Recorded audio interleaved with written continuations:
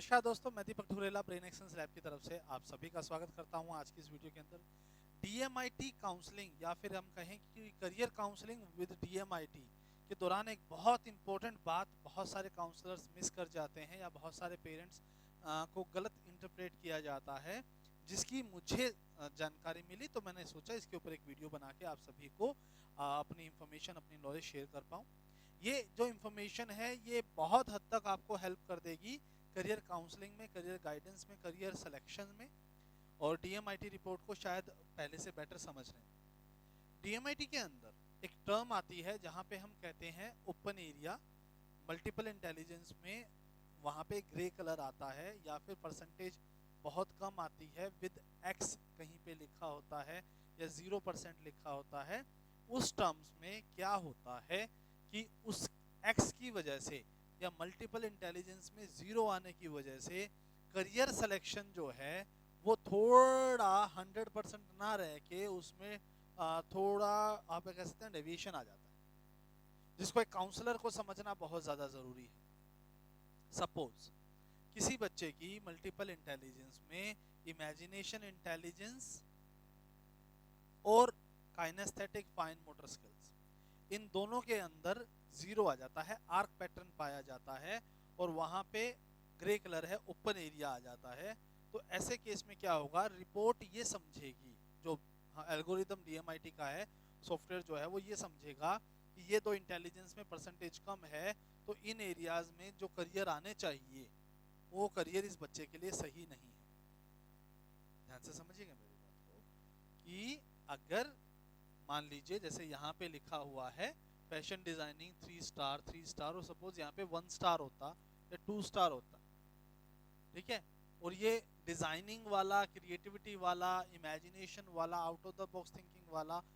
Fine motor skills में जिस काम की जरूरत होती है, पेंटिंग, ड्राइंग, इस तरह के सेगमेंट्स में जहाँ पे आपके डिजाइन, क्रिएटिविटी स्किल्स का इस्तेमाल होता है, उन एरियाज में अगर 1 स्टार आ जाता है करियर में या परसेंटेज बहुत कम आती है क्योंकि आपकी इमेजिनेशन इंटेलिजेंस में आर्क पैटर्न था या आपकी फाइन मोटर स्किल्स में आर्क पैटर्न था, इसका मतलब ये नहीं है कि आप इस फील्ड में जा नहीं सकते।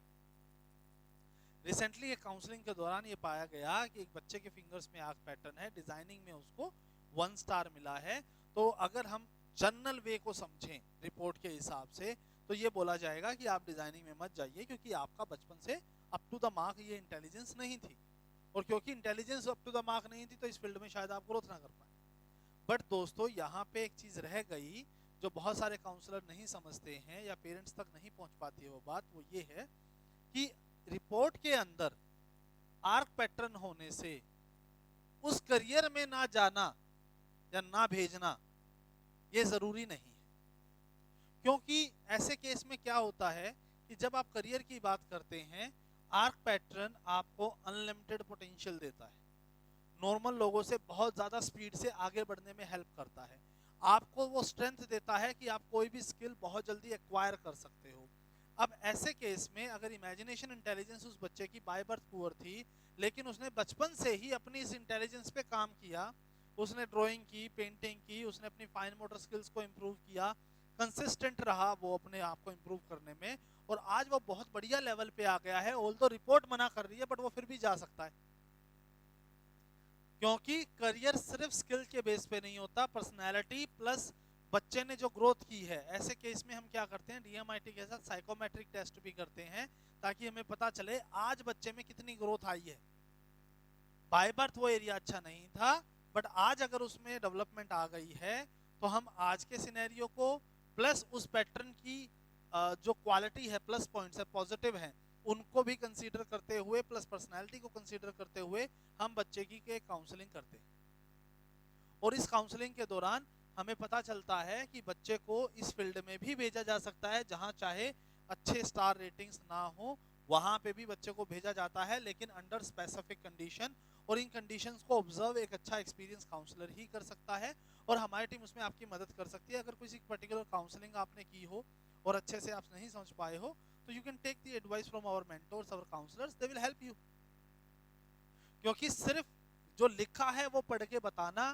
सही नहीं होगा। डीएमआईटी बहुत वास्ट सब्जेक्ट है दोस्तों। 1-2 दिन 4 दिन ट्रेनिंग के बाद आपको लगे कि मैं DMIT काउंसलर बन गया हूँ, ये लिखा है यही तो बताना है, ऐसे नहीं होता है।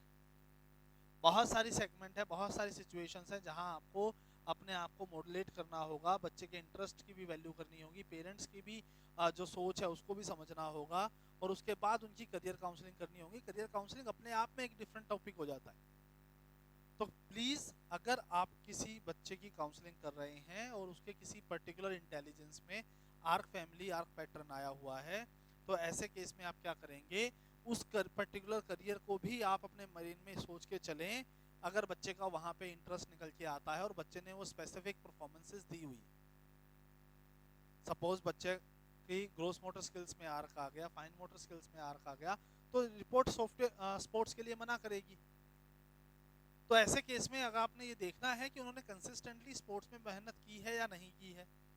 और अच्छा परफॉर्म अगर वो करते आ रहे हैं और आर्क पैटर्न है, स्पेशली स्टार लगा हुआ है, आर्क पैटर्न है, तो हम उस फील्ड के बारे में सोच सकते हैं और उनको गाइड कर सकते हैं, बट अंडर स्पेसिफिक कंडीशंस जिसमें बच्चे को मेहनत करनी होगी। वो सॉल्यूशन जो है वो हमारे ट्रेनिंग प्रोग्राम्स में आपको सीखने को मिले ही होंगे।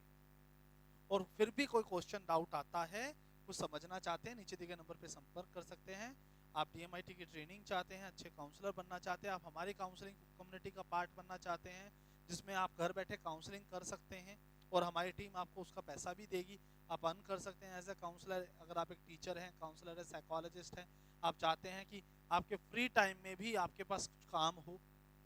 जब ऑनलाइन आपने घर बैठे बैठे आपने लोगों की मदद करनी है और उसका अच्छा खासा पैसा आपको मिलेगा,